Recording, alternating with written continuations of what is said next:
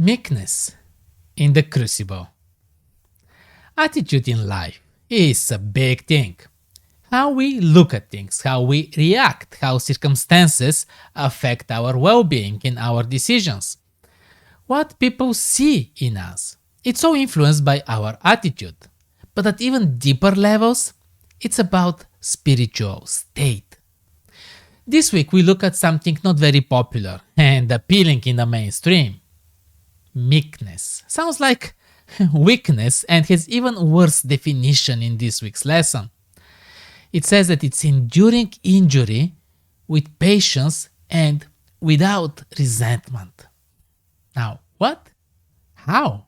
Why? What does it even mean?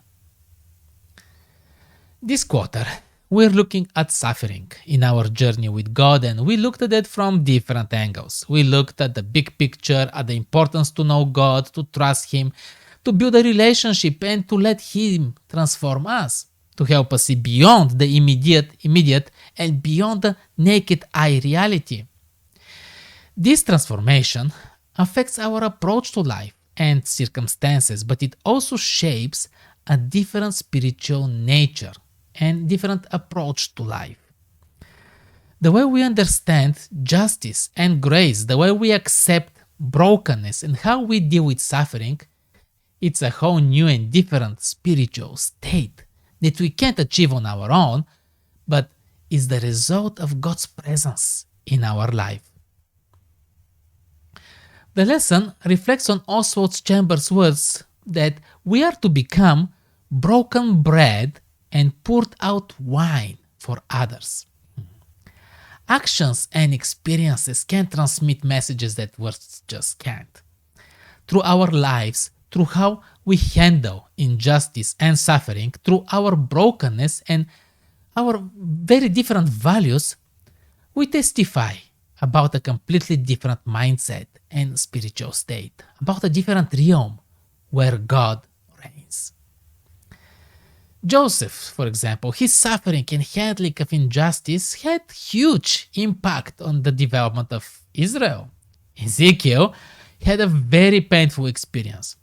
He lost his wife, so that his attitude and his handling of the suffering in a way that was commanded by God had to serve as a strong prophetic message to all Israel. And Moses faced lots of controversy, had to deal with tons of hardships as leaders, and in all this, God's grace was to be manifested and experienced.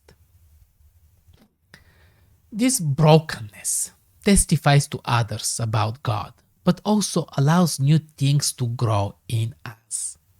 When the people of Israel were doing terrible things and defying God, when injustice demanded their extinction, Moses pleaded for grace and offered himself as substitute to be the one to take the punishment, to take the suffering. Now, this is not normal human reaction and condition.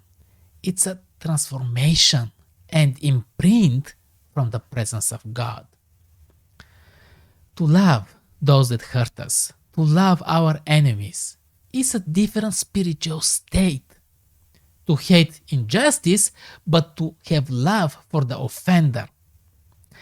Jesus displayed this in a unique and powerful way, and He is growing this in us as well.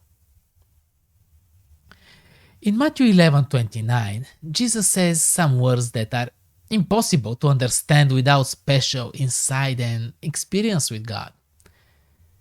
Take my yoke upon you and learn from me, He says, for I am gentle, meek in some translations, and lowly in heart, and you will find rest for your souls when you do that.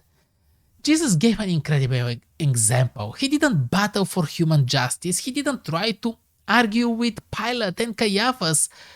He took a lot of suffering and injustice, but it was much bigger than that. It's not about tolerating injustice, no, not at all, but about relying on justice from where it matters. As David says, my expectation and reliance is on God. Sometimes this does mean to take a beating, to suffer in silence, because the justice and the defense that matters to me is the one secured and provided by God. And when this meekness becomes part of who we are, it's a real beatitude, as Jesus said. And this is where we can find real peace and rest for our souls. Blessed are those who understand and experience this. How can I summarize this lesson in the length of one tweet? #lesson in one.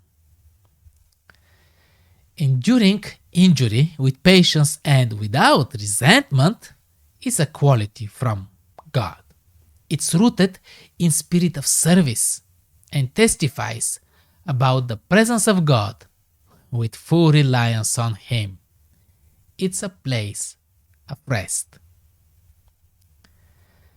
Waiting in the crucible is the theme for next week.